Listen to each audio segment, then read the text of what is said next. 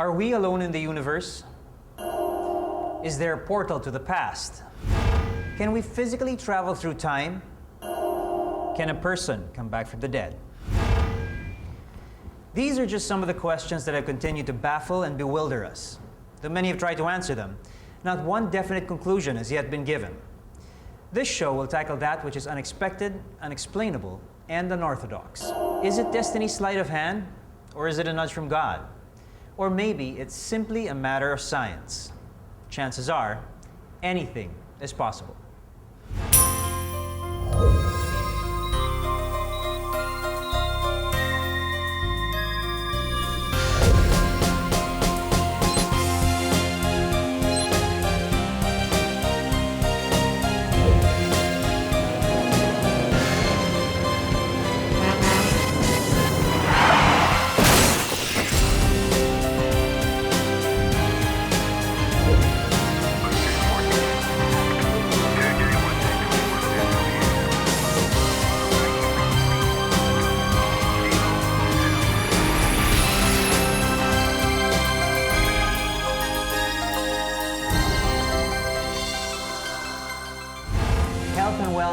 Natural beauty, and the good life.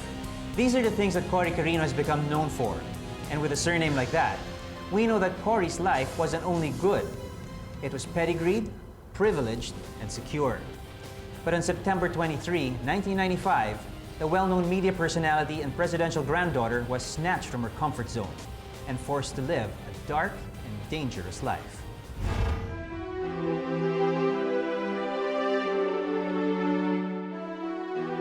She was living her life to the fullest.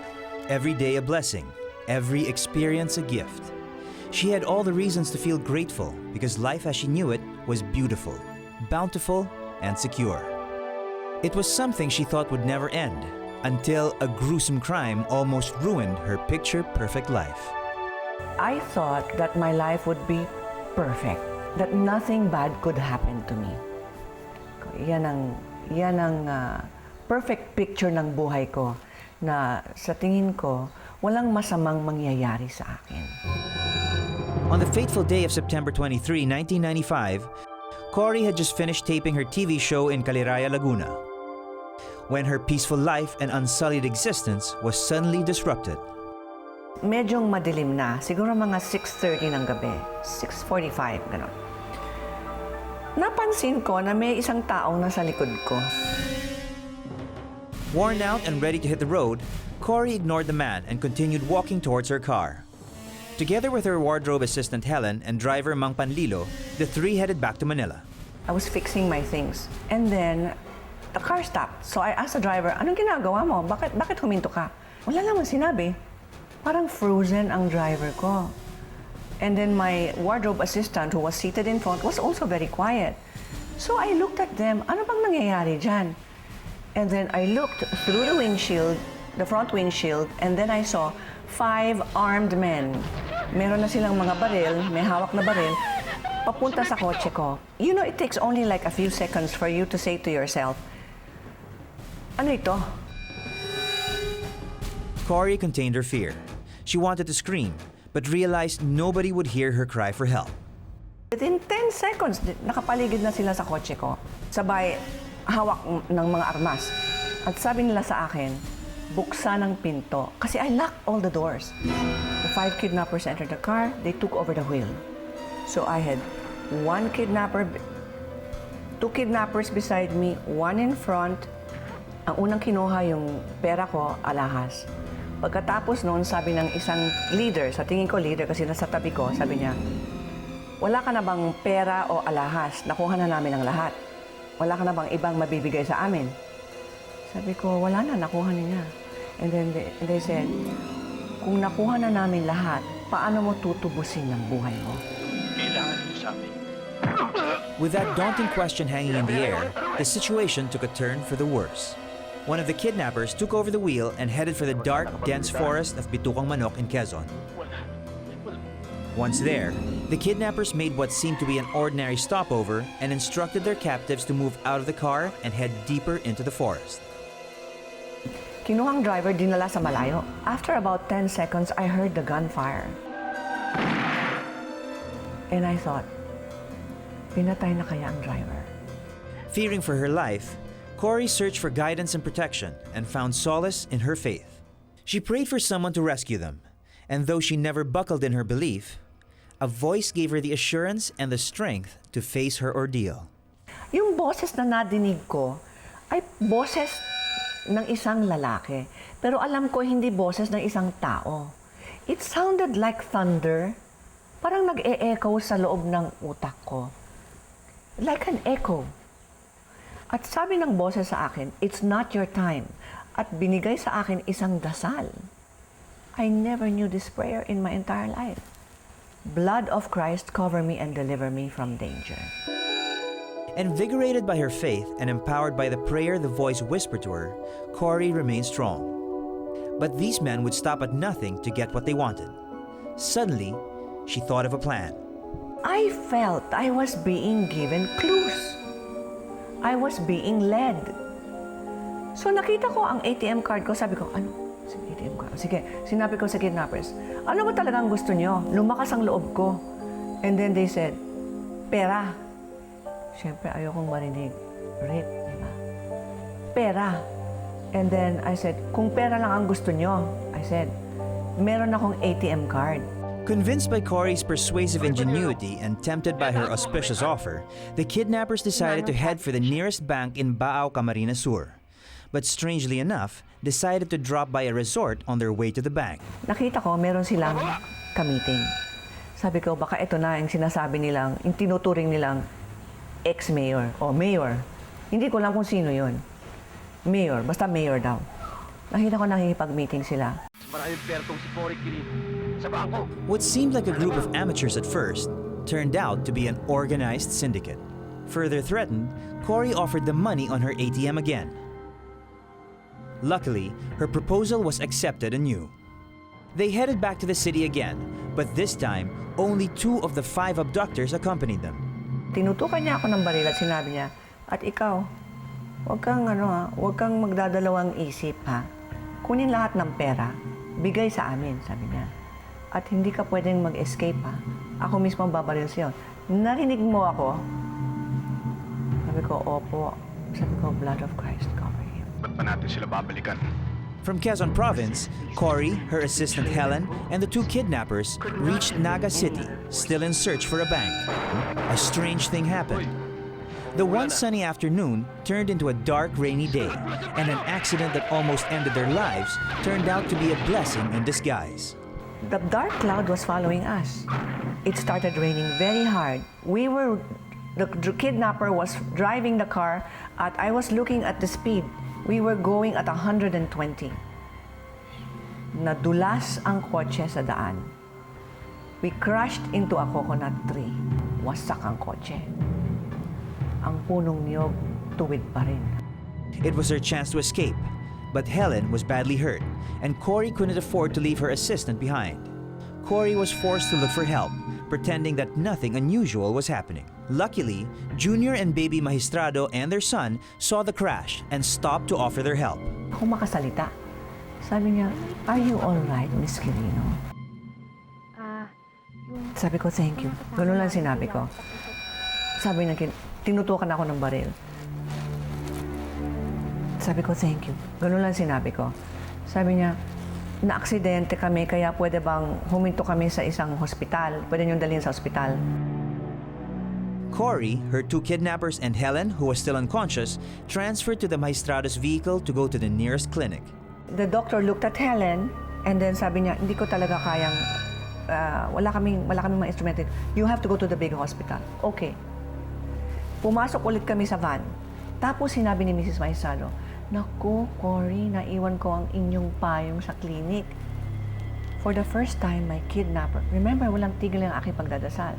For the first time, my kidnapper said, sige, kunin mo ang payong mo.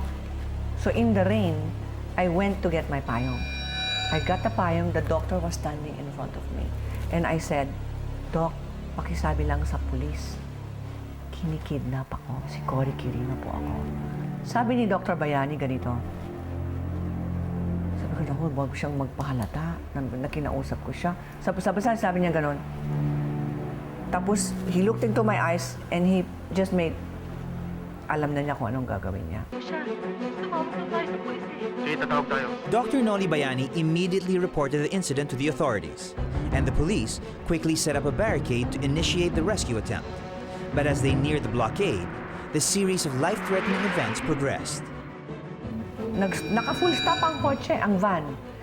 Binaril ng police, ng Philippine National Police, ang dalawang rear tires ng van.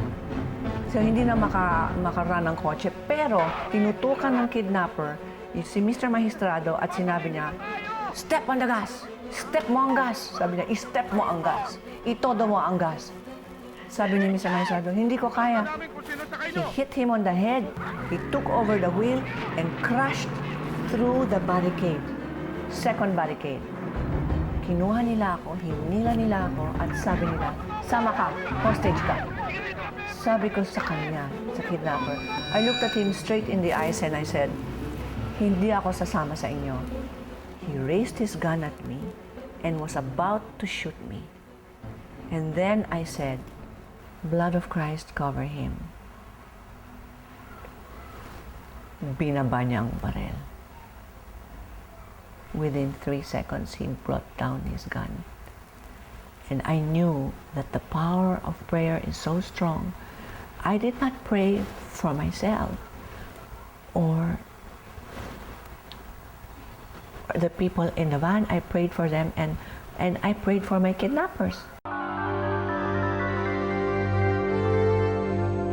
After 21 hours, Cory and Helen were rescued, and so were the Magistrado family. The kidnappers escaped, but were later captured. And Cory's driver, as she later found out, miraculously survived the gunshot wound. Only after her rescue did Cory feel the rush of emotions and fatigue. And for the first time since her abduction, Cory allowed herself to cry.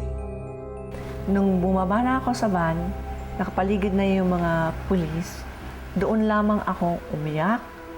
Doon lamang ako hindi naging manhid kasi all the time that I was with them, I was really manhid. I just started crying. That's the only time na I brought down my guard. For me, 100% it was a miracle. A miracle that is based on God's intervention, divine intervention. But I think only a miracle that can happen to you if you surrender your life to the Lord. Cory Quirino is just one of the many kidnapping victims in the Philippines. When we return, we take a look at the statistics and the faces behind the numbers. In 2006, the Philippines became Asia's kidnapping hotspot after a total of 44 abductions were reported the previous year. In the first quarter of this year alone, 49 kidnappings have been reported by the Citizens Action Against Crime. Kidnapping has become so commonplace in the Philippines that it's now considered a pastime, a political tool, and a lucrative million-dollar industry. What's become of our society and our people that this criminal act has now become a way of life?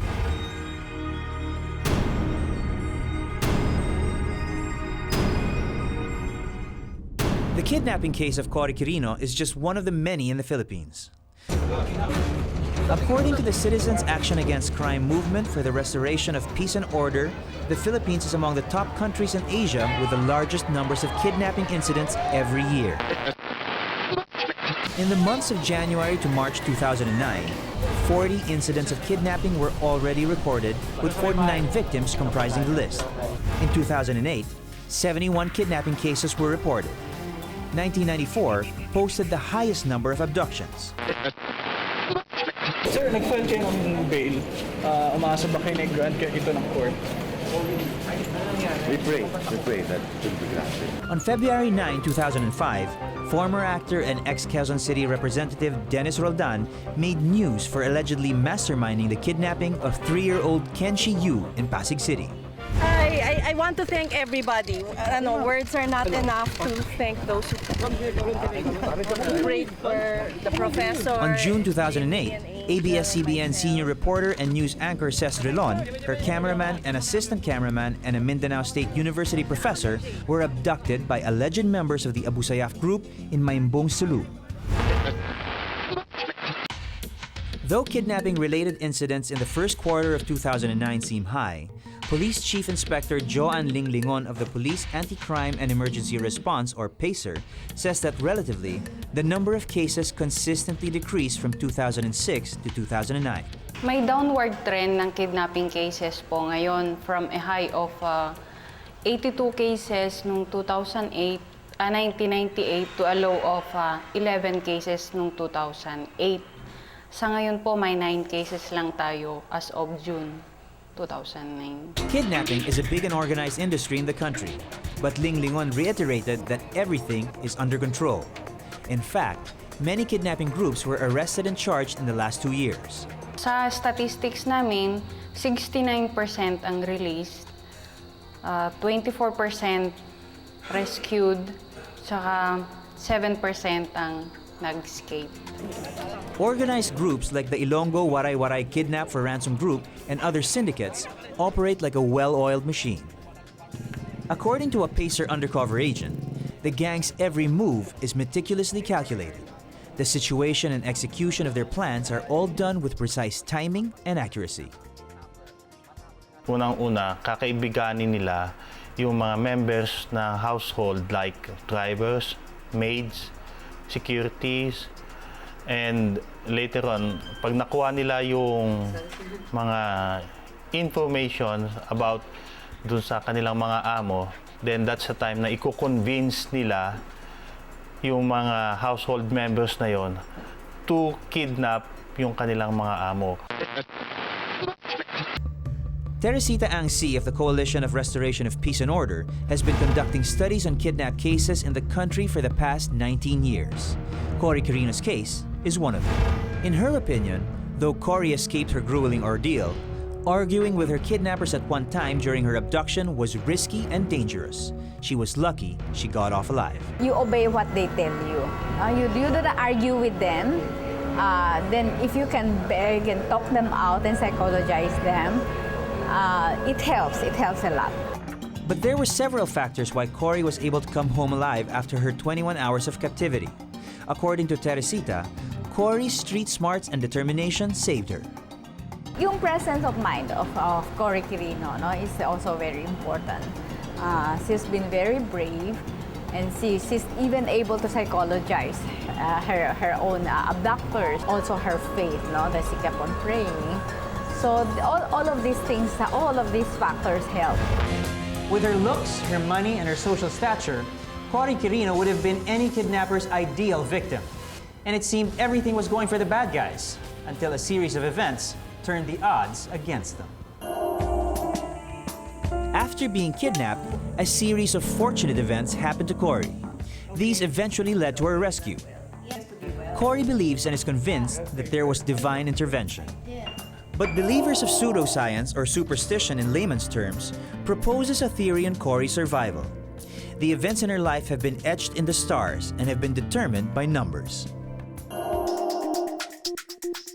Sharon Navera, who has been studying numerology and tarot card reading for 11 years, says that numbers can explain a lot regarding the fortune of Cory Quirino as well as the rest of us. Numerology actually, it's a divination based on numbers. Before it was during the time of the Babylonians, the Hebrews, they already used the number method, but it was improved, or it was re-equated by Pythagoras. Pero before, they always think of God, and there's a relationship between man and numbers. So anything or everything is shrunk down to numbers, to a computation, to an equation. According to Sharon, if you add up Cory's first and last names, her number is 2. Both Cory Quirino and her real name, of course we cannot mention her real name, both names niya lands on number 1 or number 11, that means 2. Yung accident niya also lands on number 2. It should happen. Bakit? Kasi yung birthday niya relates on absolute power, on absolute, dapat kailangan perfect lahat. Wala siyang pakialam kung anong oras na, as long as matapos niya yung project. September 23, it landed on number 3. No, then ang name niya falls on number 2. Yung screen name niya falls under number 11 din. So lahat nagpapareho eh. But Sharon says Cory's kidnapping was inevitable. It was written, so to speak. If she had not been kidnapped, Cory was destined to face a challenging ordeal. Series of events, no? Sa buhay natin kasi, there's a series of events. So, kung ipapattern natin yan sa numerology, there's still a series of events from the time of your birth up to from the time of your death. September 29, 1995 is 11. 1 plus 1 equals 2. So, sumunod siya. Ang birthday niya is 1, sumunod yung incident. Then there will be another one. There will be a third one. Pero, since nagkaroon na siya ng changes sa buhay niya, the third one won't be happening as bad as the second one. Knowing one's numbers through numerology does not necessarily mean the future can be predicted. However, warnings are given through numbers. Kasi nasa fate line niya eh. Kumbaga, it really should happen. Kahit na i-live niya yung buhay niya uli, it will still happen eh. Cory, like a lot of people, consults astrology to guide her in her daily life. Astrology is the study of the alleged influence of the celestial bodies on the human affairs. Henry Palacios, the most trusted Western astrologer of renowned personalities in the Philippines, including Cory Quirino, says that the moon, the sun, the stars, and other celestial bodies can provide clues on how life should be lived. Astrology is the positions of the planets based on your date of birth, your time of birth, and your place of birth. It's the interpretation of certain positions and how it affects you in the nature of your birth and what eventually happens to you for the future. Henry Palacios also explains Cory Quirino's survival based on her astrological chart on September 23, 1995, the day when she was kidnapped. A significant aspect of the day of the incidents, which is, I think, the 23rd of September, 1995, right? This aspect here embodies actually some social event that was attended possibly. There are aspects here to do with something hidden, right? Like an enemy. Something here embodying traveling, right? And disruption of travel. Something to the disruption of financials, meaning if there was a ransom asked, it was not sort of given. Okay, there's also an aspect of someone like a partner or someone she might have been with. All these things are embodied in here. But Cory Quirino's misfortune didn't last long. Henry believes Cory is born lucky. When she was born, actually, obviously the aspect of her birth, it's a very strong aspect of personality, very strong social. Chances are when Miss Cory was born as a child, this doesn't embody a person who was very, as she is now, social. She may have had certain insecurities when she was young. She could have been quiet as a child. But over the years, she developed her own personality and used the qualities of socialization to her advantage. Astrology and numerology might have agreed that luck had something to do with Cory's survival. But Pastor June Divierta of the Victory Christian Fellowship believes that a supreme being and divine providence influenced the turn of events in Cory's experience. The Bible doesn't say about anything about luck and even karma. And again, we have to point everything to God. Whether good or bad that happens to you, it's still God who knows. Even Cory is convinced that God saved her life. Magmulang narinig ko yung boses ni Lord. For me, that was the Lord. Sabi ng mga iba, Holy Spirit. Kasi sa oras ng panganib daw, ang Holy Spirit ang darating. When I heard that voice, talagang lumakas ang loob ko. Lumabas ang aking pagka-Gabriela silang ko. That alone, according to Pastor June, is enough proof that God is the reason behind Cory's deliverance. Everything that happens to you as a Christian, whether good or bad, we believe that it's God who orchestrated everything. Setting aside everything paranormal, what happened to Cory can be deduced to the power of the mind. In Paolo Coelho's The Alchemist, he says that when a person wants something and he or she focuses on it, the entire universe will conspire to help him achieve it. I have undergone a lot of training seminars on mind development, and I know that if you believe in something, it will happen. Kaya ang palagi kong iniisip o yung pelikula na tumatakbo sa loob ng utak ko ay yung pelikula na paakyat ako sa hagdan dito sa bahay, I see my daughter and I'm hugging her. Kaya for me, that was my one inspiration. But Paolo Coelho's book dabbles in the aspect of faith. If the faith is strong enough, the universe will conspire to give you what you want. What are the chances that Cory would escape her abductors? The possibilities and the facts when we return. The botched kidnapping of media personality and presidential granddaughter Cory Quirino may very well read as the idiot's guide to kidnapping. It may be the result of miscalculation or misfortune on the part of her abductors.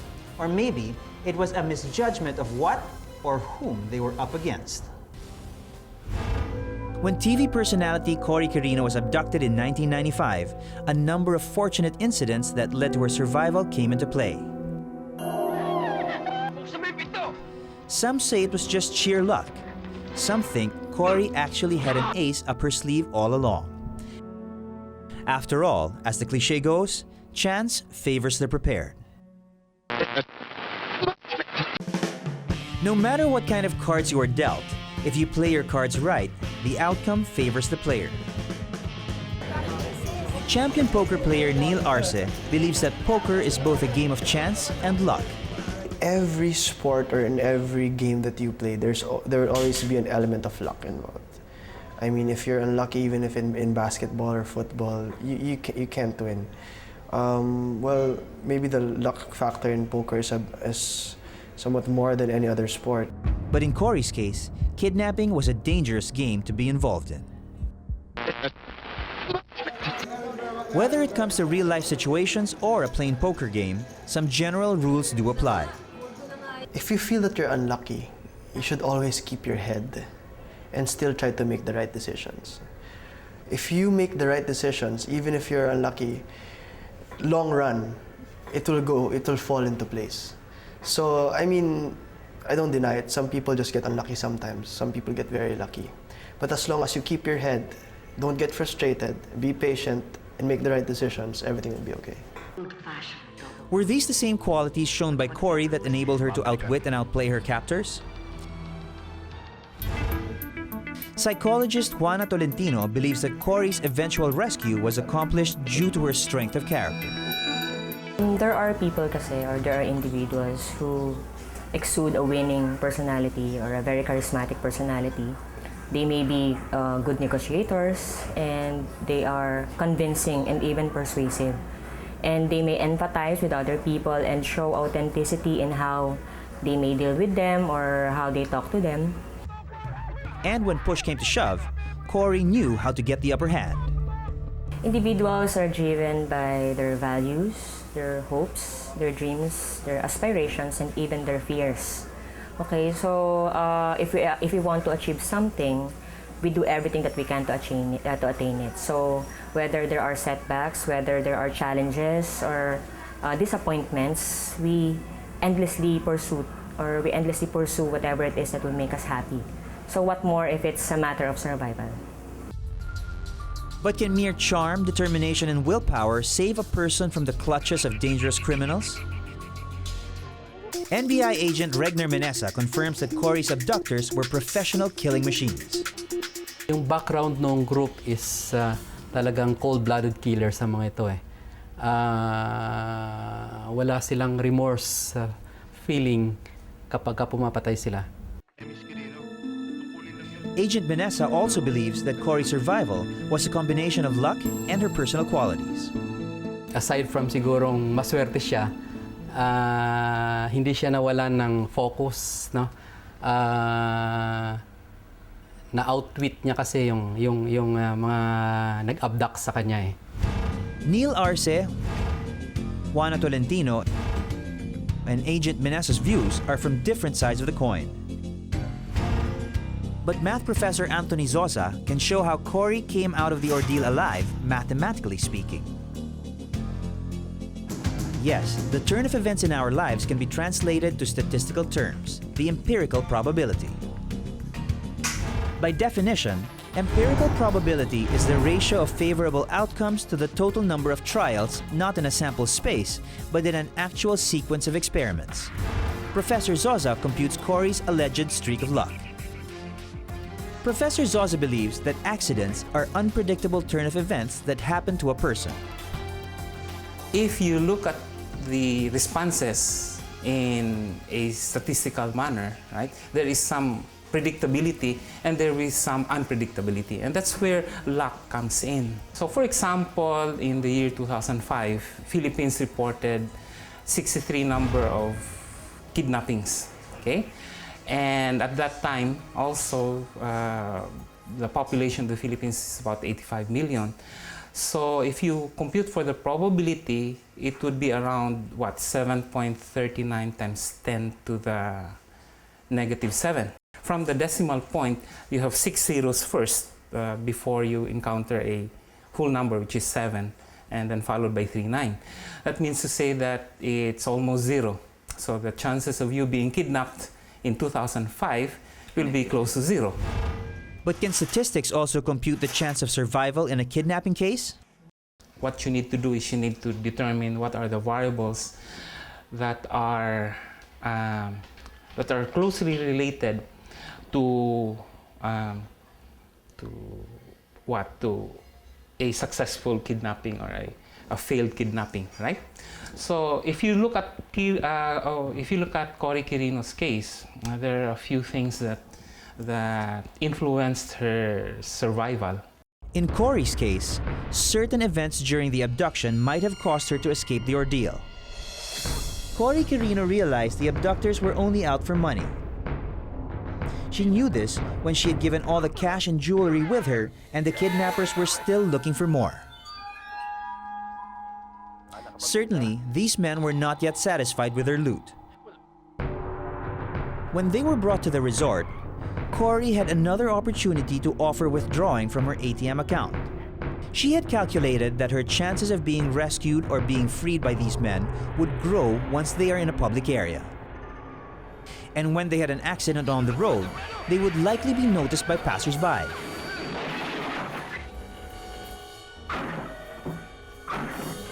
It should also be noted that only 2 of the 5 kidnappers went with them to find an ATM machine.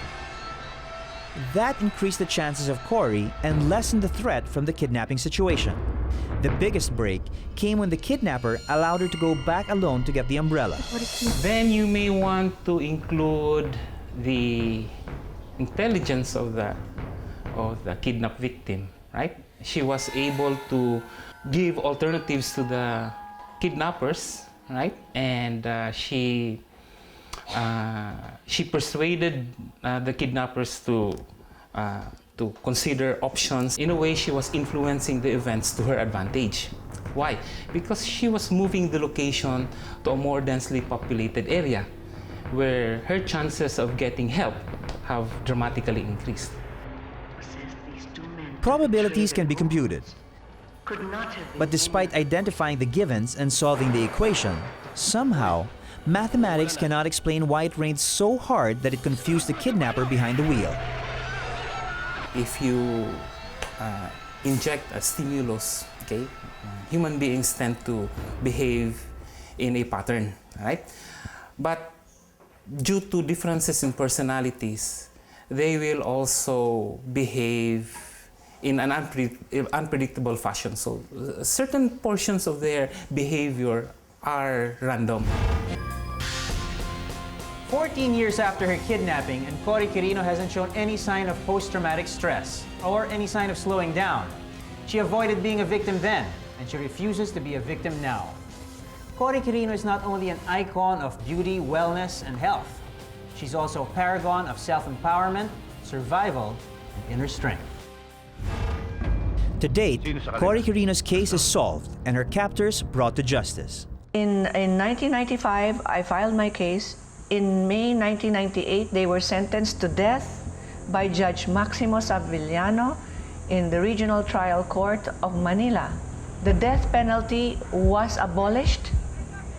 They are still in jail, And up to now, the case is still with the Supreme Court. They have not decided on the case.